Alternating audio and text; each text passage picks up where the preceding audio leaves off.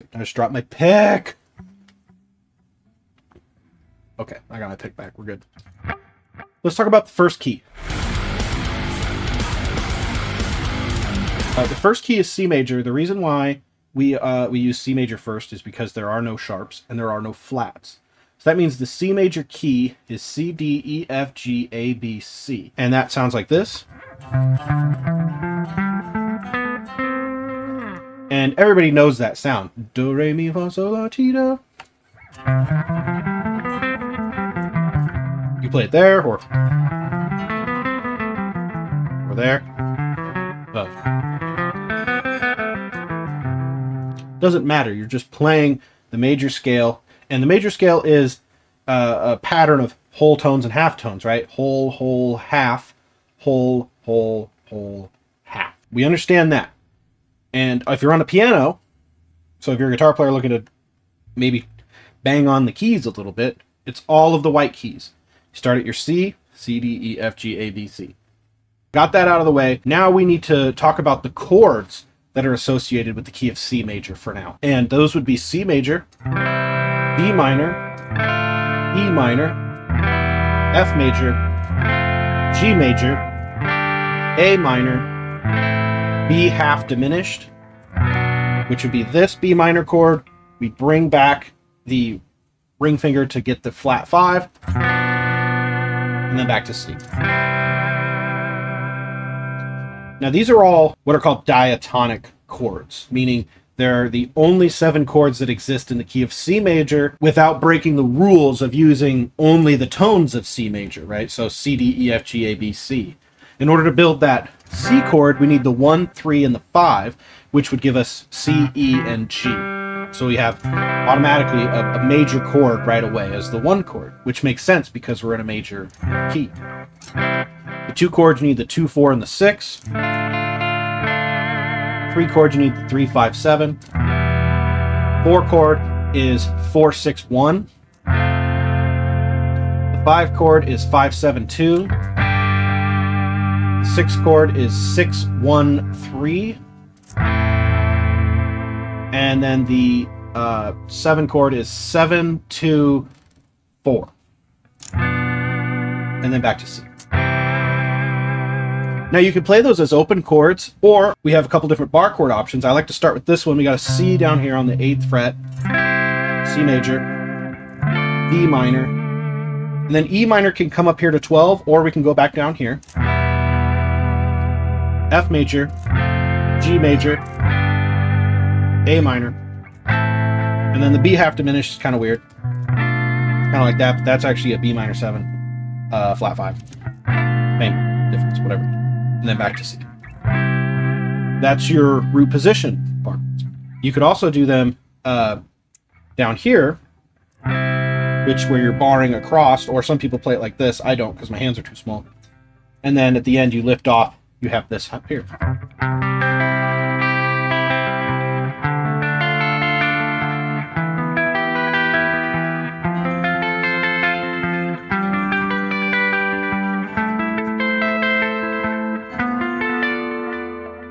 I can't reach out.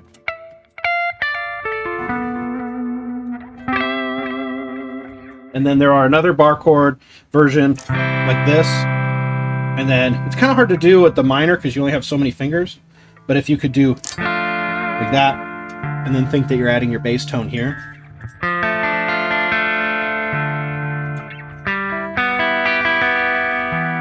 And then you can do it like this with the F. And then there. And then of course your half diminished, which we're not really going to go into right now because you're never going to play it. That's your key of C major. All of those bar chords have arpeggios too. So basically all we're doing is we're taking, like, think of like a computer file. It says like C major, and then you click into that folder, and then there's all these other folders, which are all your chords. And then inside of those you have arpeggios that'll go along with those chords. And then inside of that you'll have modes and stuff, right? So we can go through the modes now, which would be C major would be C Ionian.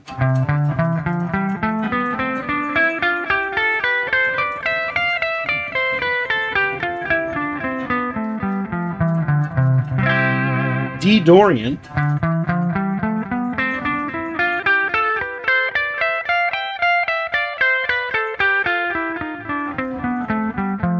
E Phrygian,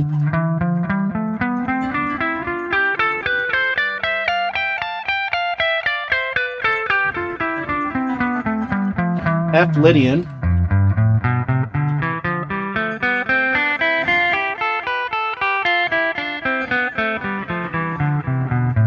G Mixolydian,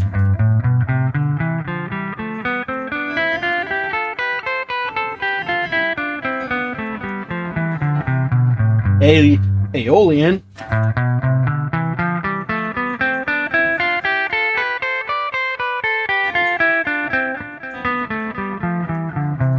B Locrian.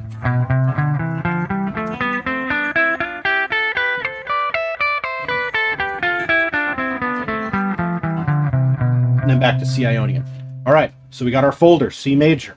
Here's all your chords. Here's all your arpeggios. And, well, I guess we only did the chords. If we talk about arpeggios, you've got your C major arpeggio.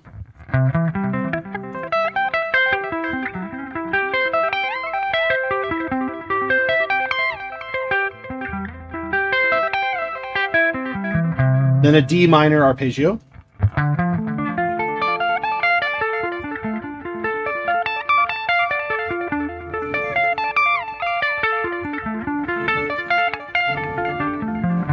E minor arpeggio.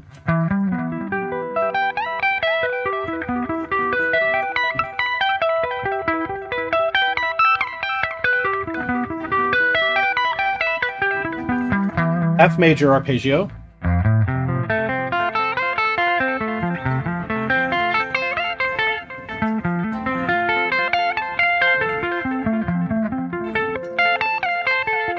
And then you've got your G major arpeggios.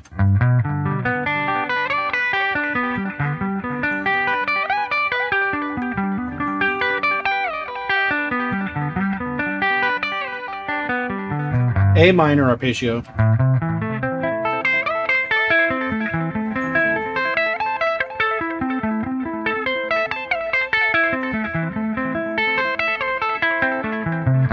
Then you've got your half diminished, which, again, you're never going to really play, so we're not even going to go over it right now because we have a whole lot more to cover.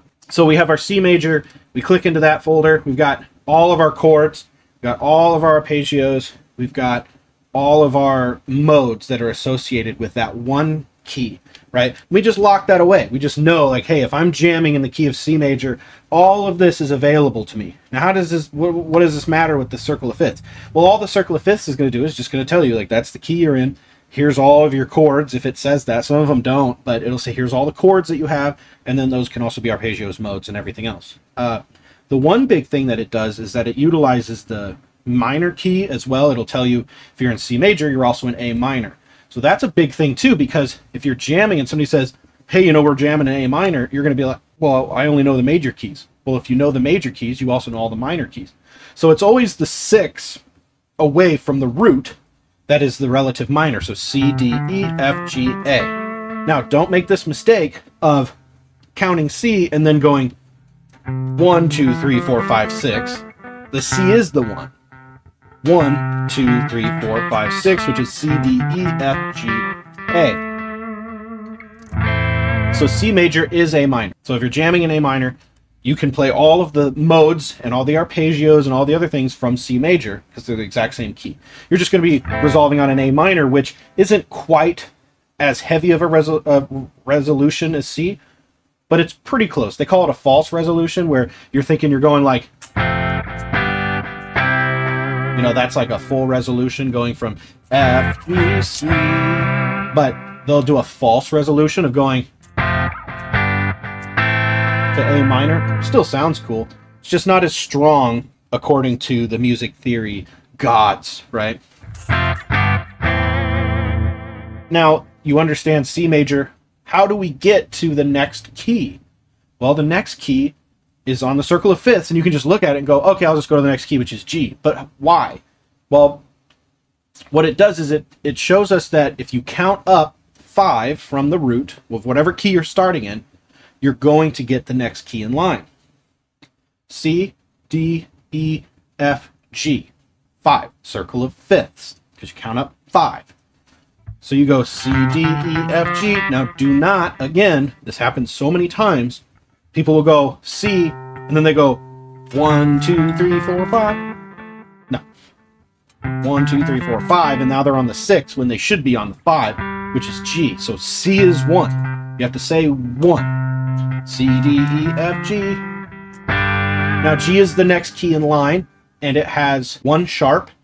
And how do we find that? Well, it's more numbers that you're going to have to think about, but it's always going to be the 7th degree that gets sharpened, because you need to have the T do, right? Like do, re, mi, fa, sol, la, ti, do. You need that 1/2 step, not 1 1/2, but that half step interval between the 7th tone and the 8th tone, which gets us back with a major scale. So if we're in G and we go G, A, B, C, D, E, well, that's fine. That's the first 6. They don't need to be sharped in this instance. It's going to be the 7th degree that gets sharped, the F. So it has to be F sharp. Because if it's an F natural, then you're playing G mixolydian instead of G major. Because G mixolydian is a major scale, but it has the lowered 7. We need the raised 7 here, G, A, B, C, D, E, F sharp. That's our next key, G major.